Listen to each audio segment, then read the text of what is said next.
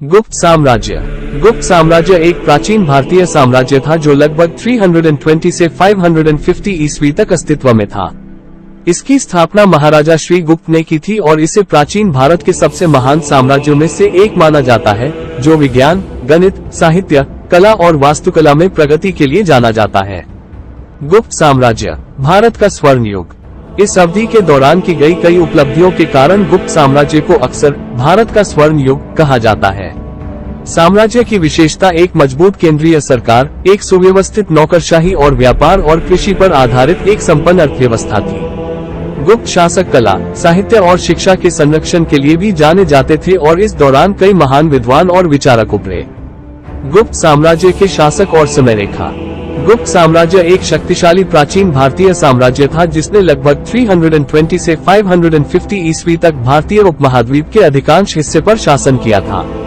साम्राज्य की स्थापना श्री गुप्ता ने की थी, जिन्होंने उत्तर पूर्वी भारत के मगध क्षेत्र में एक छोटा राज्य स्थापित किया था। समय के साथ गुप्त राजवंश ने सैन्य विजय और पड़ोसी राज्यों के साथ रणनीतिक गठबंधन के माध्यम से अपने क्षेत्र का विस्तार किया और उनका साम्राज्य भारतीय इतिहास में सबसे प्रभावशाली साम्राज्यों में से एक बन गया। ऐसे कई उल्लेखनीय शासक थे जिन्होंने गुप्त साम्राज्य के प्रभुत्व की अवधि के दौरान इसकी अध्यक्षता की थी। इनमें से प्रत्येक सम्राट ने साम्राज्य के विकास और समृद्धि में अपने तरीके से योगदान दिया और उनकी विरासतों का भारतीय संस्कृति और समाज पर स्थायी प्रभाव पड़ा। गुप्त साम्राज्य के शासक चंद्रगुप्त प्रथम 320 to 335 ई।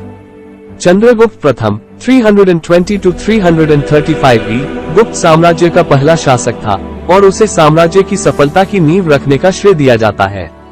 उन्होंने शकों और यौधेय सहित कई पड़ोसी राज्यों को हराकर अपने राज्य का विस्तार किया और पाटलिपुत्र में अपनी राजधानी स्थापित की।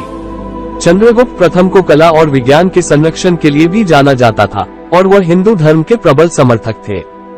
गुप्त साम्राज्य के शासक समुद्रगुप्त 335 to 375। चंद्रगुप्त प्रथम के बाद उनके पुत्र समुद्रगुप्त 335 to 375 आए, जिन्हें व्यापक रूप से भारतीय इतिहास के सबसे महान शासकों में से एक माना जाता है। समुद्रगुप्त ने अपने पिता के सैन्य विस्तार को जारी रखा और वर्तमान अफगानिस्तान से बांग्लादेश तक फैले विशाल क्षेत्र पर विजय प्राप्त की। वह कला के संरक्षक भी थे और कहा जाता है कि वह एक प्रतिभाशाली संगीतकार और कवि थे। गुप्त साम्राज्य के शासक चंद्रगुप्त द्वितीय 375 to 415 ई। समुद्रगुप्त की मृत्यु के बाद उसका पुत्र चंद्रगुप्त द्वितीय 375 to 415 ई सिंहासन पर बैठा। चंद्रगुप्त द्वितीय को शायद शकों और पहलवों के खिलाफ अपने सैन्य अभियानों के लिए जाना जाता है, जिसने उत्तरी भारत के अधिकांश हिस्से पर गुप्त साम्राज्य के प्रभुत्व को मजबूत किया। वह कला का संरक्षक भी था और उसका दरबार कई महान कवियों, संगीतकारों और विद्वानों का घर था। गुप्त साम्राज्य के शासक कुमारगुप्त प्रथम 415 to 455। चंद्रगुप्त द्वितीय के बाद उनका पुत्र कुमारगुप्त प्रथम 415 to 455 ई आया, जिसने सैन्य विजयों की एक श्रृंखला के माध्यम से साम्राज्य का विस्तार जारी रखा। कुमारगुप्त प्रथम भी कला का संरक्षक था और उसका दरबार कई प्रमुख विद्वानों और बुद्धिजीवियों का घर था। गुप्त साम्राज्य के शासक स्कंदगुप्त 455 to 467 ई। गुप्त साम्राज्य के अंतिम उल्लेखनीय शासक स्कंदगुप्त 455 to 467 थे, जिन्हें हुनों के आक्रमणों की एक श्रृंखला को विफल करने का श्रेय दिया जाता है।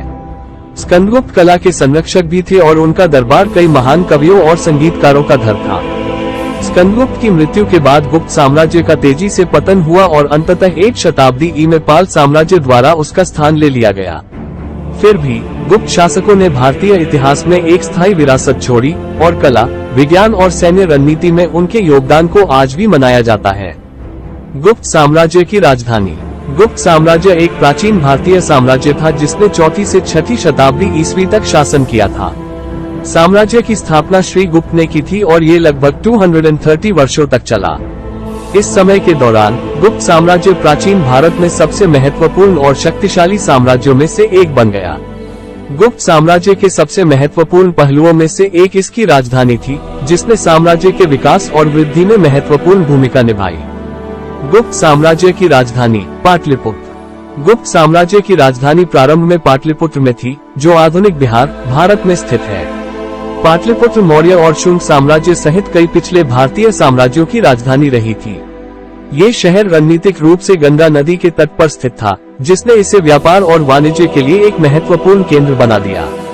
गुप्त शासकों ने पाटलिपुत्र के महत्व को पहचाना और साम्राज्य के पहले कुछ दशकों तक इसे अपनी राजधानी के रूप में उपयोग करना जारी रखा।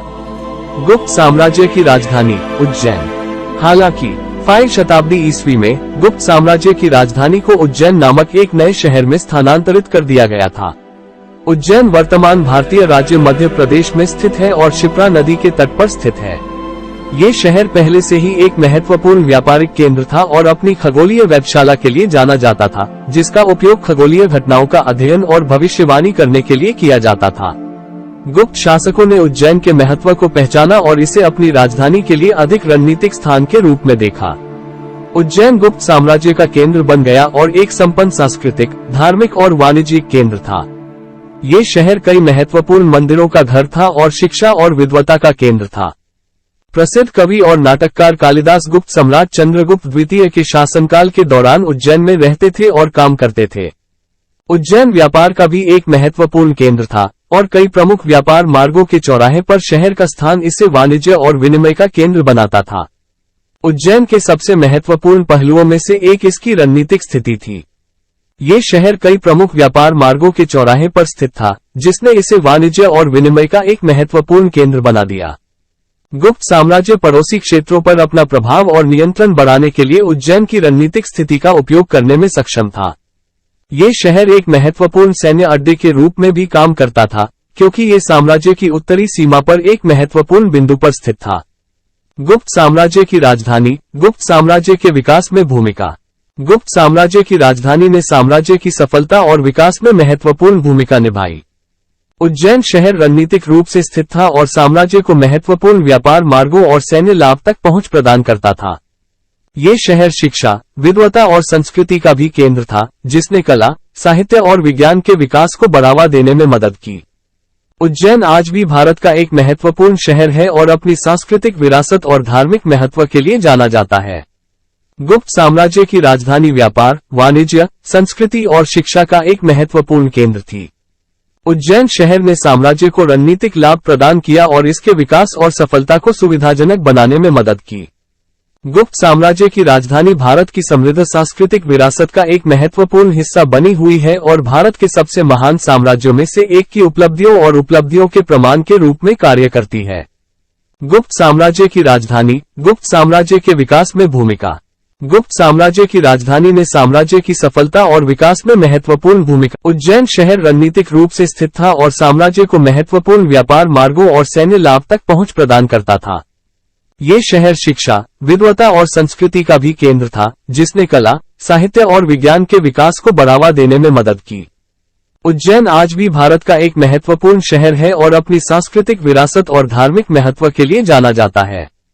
गुप्त साम्राज्य की राजधानी व्यापार, वाणिज्य, संस्कृति और शिक्षा का एक महत्वपूर्ण केंद्र थी। उज्जैन शहर ने साम्राज्य को रणनीतिक लाभ प्रदान किया और इसके विकास और सफलता को सुविधाजनक बनाने में मदद की। गुप्त साम्राज्य की राजधानी भारत की समृद्ध सांस्कृतिक विरासत का एक महत्वपूर्ण हिस्सा बनी हुई है और भारत के सबसे महान साम्राज्यों में से एक की उपलब्धियों और उपलब्धियों के प्रमाण के रूप में कार्य करती है। गुप्त साम्राज्य। उपलब्धियां। गुप्त साम्राज्य की कुछ उल्लेखनीय उपलब्धियों में दशमलव प्रणाली का विकास और गणित में शून्य की अवधारणा, लौह स्तंभ का आविष्कार, जो आज भी दिल्ली में खड़ा है, और कला और वास्तुकला के महान कार्यों का निर्माण शामिल है, जैसे अजंता और एलोरा की गुफाएं। गुप्त साम्राज्य का पतन। गुप्त साम्राज्य प्राचीन भारत में सबसे महत्वपूर्ण साम्राज्यों में से एक था, जो 320 ईस्वी तक चला। इस अवधि के दौरान गुप्त राजवंश ने कला, साहित्य, विज्ञान और दर्शन के क्षेत्रों में महान उपलब्धियां हासिल की, जिससे ये भारतीय इतिहास में स्वर्ण युग बन गया। हालांकि अंततः गुप्त साम्राज्य का पतन हो गया और उसका पतन हो गया, और इतिहासकारों ने इसके पतन में योगदान देने वाले कई कारकों की पहचान की है। गुप्त साम्राज्य के पतन के कारक। हून जनजाति। गुप्त साम्राज्य के पतन का एक प्रमुख कारण हून जनजाति का आक्रमण था।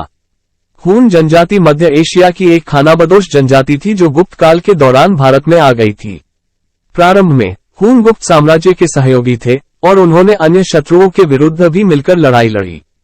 हालांकि गुप्त राजवंश के बाद के वर्षों में हुन साम्राज्य के खिलाफ हो गए और विनाशकारी हमलों की एक श्रृंखला शुरू की।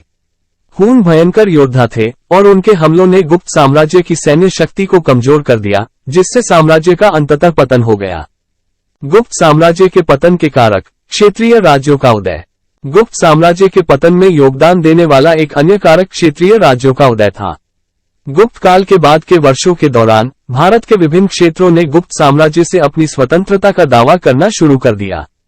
इन क्षेत्रों पर स्थानीय राजाओं का शासन था जो अक्सर गुप्त सत्ता को चुनौती देते थे और कर देने से इनकार करते थे। परिणामस्वरूप गुप्त साम्राज्य की शक्ति धीरे धीरे कमजोर हो गई और वह इन क्षेत्रों पर अपना नियंत्रण बनाए रखने में असमर्थ हो गया।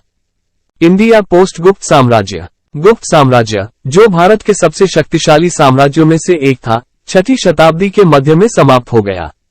इसके बाद का काल, जो 13वीं शताब्दी तक चला, गुप्तोत्तर काल के नाम से जाना जाता है।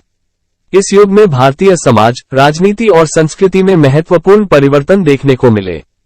इस लेख में हम गुप्तोत्तर साम्राज्य के दौरान भारत के विभिन्न पहलुओं पर प्रकाश डालेंगे। इंडिया पोस्ट गुप्त साम्राज्य, राजनीतिक परिदृश्य। गुप्तोत्तर काल में कई क्षेत्रीय राज्यों का उदय हुआ जो सत्ता और क्षेत्र के लिए प्रतिस्पर्धा करते थे।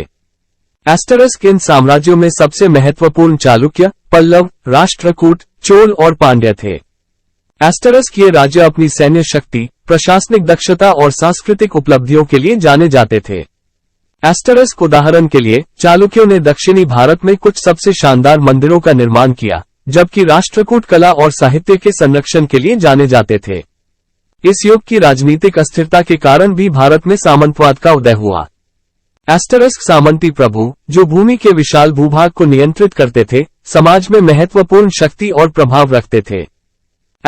वे अपने क्षेत्रों में कानून और व्यवस्था बनाए रखने और अपनी प्रजा को सुरक्षा प्रदान करने के लिए जिम्मेदार थे। इंडिया पोस्ट गुप्त साम्राज्य, सामाजिक और आर्थिक परिदृश्य। गुप्तोत्तर काल में भारतीय समाज में महत्वपूर्ण परिवर्तन देखे गए। जाति व्यवस्था, जो भारतीय समाज की एक परिभाषित विशेषता थी, इस अवधि के दौरान और अधिक कठोर हो गई। ऊंची जातियां, विशेषकर ब्राह्मण, अधिक शक्तिशाली और प्रभावशाली हो गए, जबकि निचली जातियां भेदभाव और उत्पीड़न का शिकार हुई। इस काल में भारत की अर्थव्यवस्था मुख्यतः कृषि प्रधान थी। कृषि अर्थव्यवस्था का मुख्य आधार थी। सामंती स्वामी, जो भूमि के विशाल भूभाग पर नियंत्रण रखते थे, कृषि उत्पादन के लिए जिम्मेदार थे।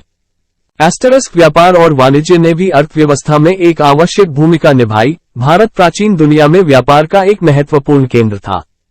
इंडिया पोस्ट गुप्त साम्राज्य, धार्मिक और सांस्कृतिक परिदृश्य। गुप्तोत्तर काल में भारत में कई नए धर्मों का उदय हुआ। बौद्ध धर्म, जो गुप्त साम्राज्य के दौरान गिरावट में था, ने इस अवधि के दौरान पुनरुत्थान का अनुभव किया। इस युग के दौरान जैन धर्म को भी प्रमुखता मिली। कई जैन विद्वानों और दार्शनिकों ने भारतीय विचार और संस्कृति में महत्वपूर्ण योगदान दिया। गुप्तोत्तर काल की सबसे महत्वपूर्ण सांस्कृतिक उपलब्धि भारतीय कला और वास्तुकला का विकास था। उदाहरण के लिए, चालुक्यों ने भारत में कुछ सबसे शानदार मंदिरों का निर्माण कराया, जैसे पट्टदकल का प्रसिद्ध मंदिर। पल्लवों ने भारतीय कला और वास्तुकला में भी महत्वपूर्ण योगदान दिया। महाबलीपुरम में उनके प्रसिद्ध रॉक कट मंदिर उनकी वास्तुकला कौशल का प्रमाण है। इंडिया पोस्ट गुप्त साम्राज्य, कुल मिलाकर निष्कर्षतः गुप्तोत्तर काल भारतीय इतिहास में एक महत्वपूर्ण युग था, जो राजनीतिक अस्थिरता, सामाजिक और आर्थिक परिवर्तनों और सांस्कृतिक उपलब्धियों से चिन्हित था। इस अवधि में कई क्षेत्रीय राज्यों का उदय, सामंतवाद का उदय और भारतीय कला और वास्तुकला का विकास हुआ। इस अवधि में नए धर्मों का उदय और बौद्ध धर्म का पुनरुद्धार भी देखा गया। इस अवधि के दौरान भारत को जिन चुनौतियों और परिवर्तनों का सामना करना पड़ा, उसके बावजूद ये प्राचीन विश्व में व्यापार, वाणिज्य और संस्कृति का एक महत्वपूर्ण केंद्र बना रहा।